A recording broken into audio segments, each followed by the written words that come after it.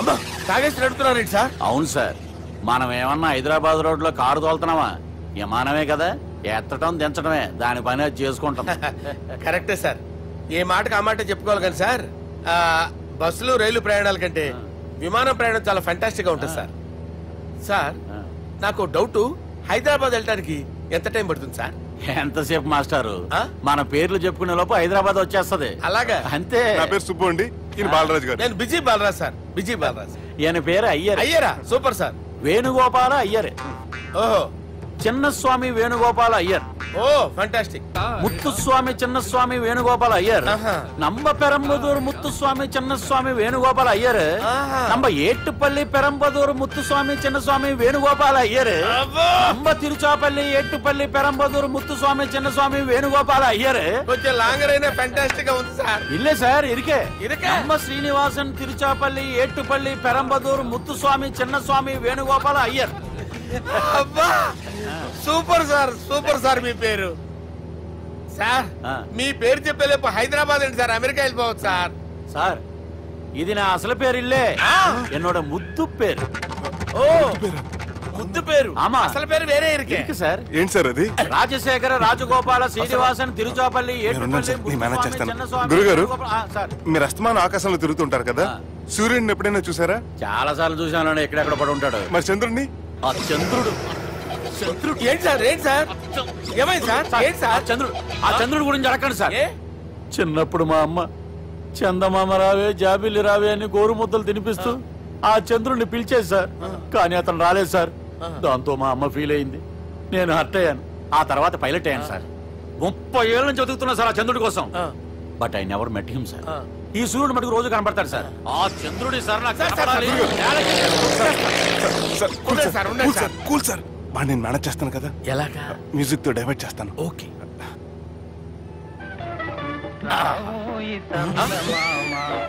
ఆడు రాడు సార్, 30 ఏళ్ళ నుంచి వేటికి ఎక్కడ ఆడు రాడు, ఆడు రాడు.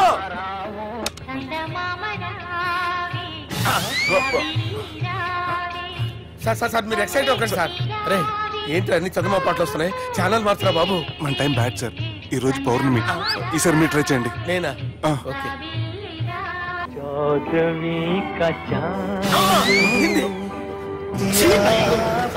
ఆడు రాడు సార్, మీరు హిందీలో పిలవండి, మలయాళంలో పిలవండి, తమిళంలో పిలవండి, ఆడు రాడు సార్. మీరు రండి సార్, రండి. ఎక్కడ సార్?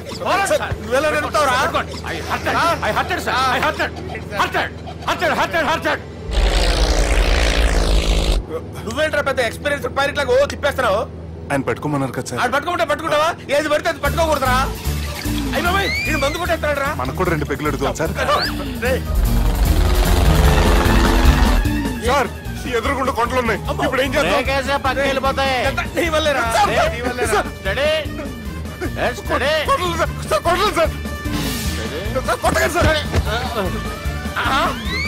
వీడు తాగేసి పడిపోయాడా? ఇప్పుడు ఏం చేయాలరా బాబు?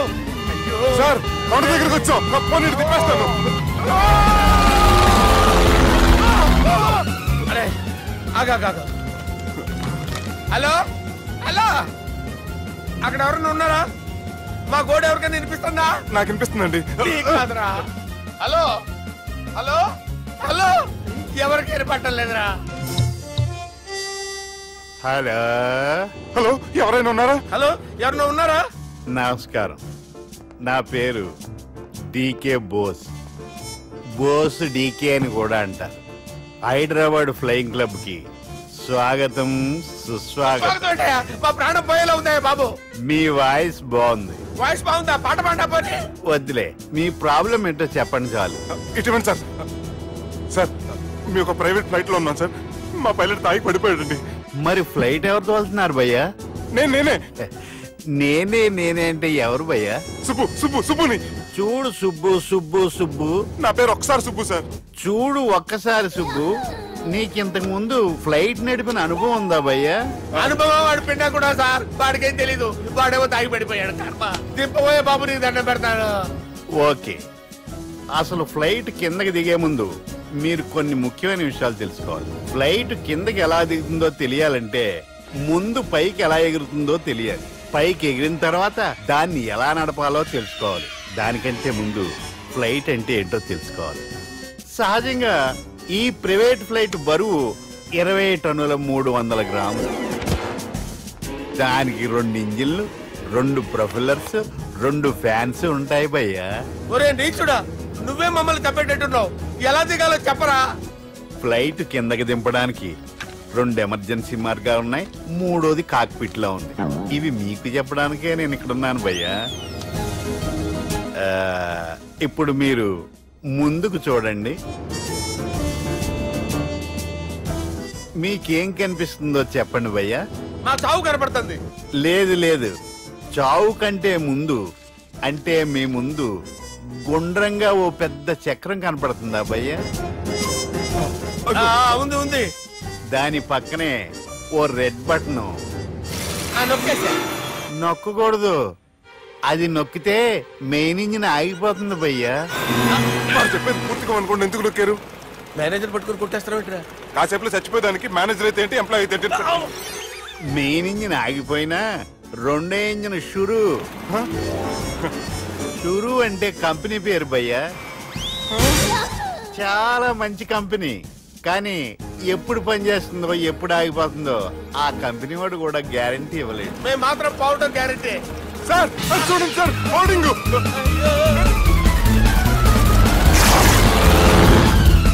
నీకు దండం పెడతాను, ఎలా దించాలో చెప్పరా?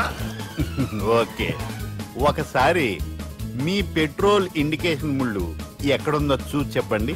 ఇండికేషన్. థ్యాంక్ గాడ్, ఇక్కడ రెడ్ సిగ్నల్ పడింది సార్. దాని అర్థం మీ పెట్రోల్ కూడా అయిపోయిందని.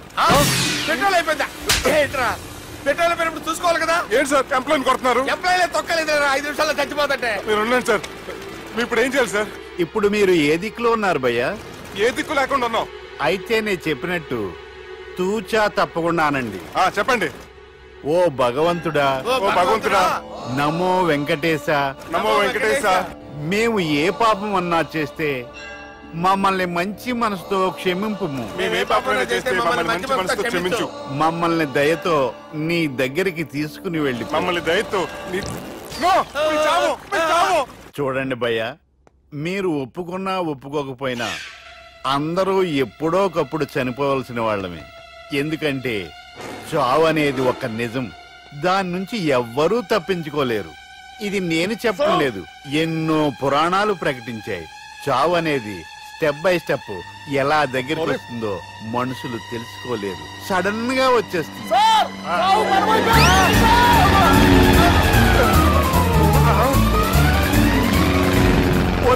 అడగలరా, మీరు అడిగింది నా హెల్ప్ అన్న ప్రాణాలా? రే, నా జీవితంలో ఇంతవరకు నేను ఎవరిని హెల్ప్ అడగలేదు తెలుసా? మీరు చెప్పండి. అయ్యో హెల్ప్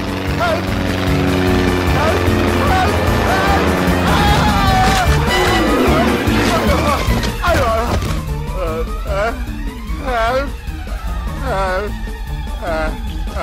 సార్ వచ్చేసాం. గట్టిగా